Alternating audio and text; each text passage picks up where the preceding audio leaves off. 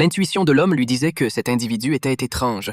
Poussé par la curiosité, il décida de le suivre pour vérifier s'il s'agissait bien du meurtrier de la nuit dernière. Après avoir retrouvé l'adresse de l'homme, Jack choisit de partir temporairement, déterminé à confirmer ses soupçons. Le lendemain, Jack emmena Marie et suivit cet homme jusqu'à son lieu de travail. Cependant, Marie semblait complètement indifférente à cette affaire. Elle pensait que c'était aux policiers de s'en occuper et ne soutenait pas Jack dans son rôle de détective. Quand Jack lui demanda si elle pouvait confirmer que cet homme était celui qu'elle avait vu, Marie donna une réponse vague. Elle ne voulait pas s'impliquer, de peur que son mari découvre son infidélité.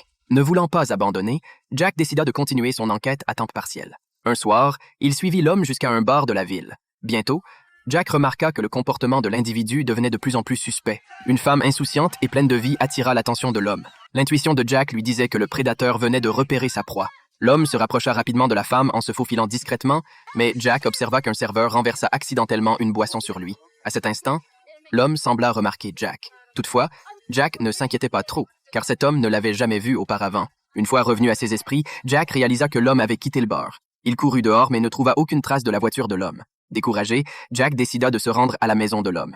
Mais lorsqu'il arriva, la voiture de l'individu n'était pas là non plus. N'ayant pas d'autre option, Jack décida de surveiller la maison. Après avoir attendu un long moment, il finit par voir l'homme revenir chez lui en voiture. Il ne remarqua rien d'anormal. Jack décida donc de rentrer chez lui.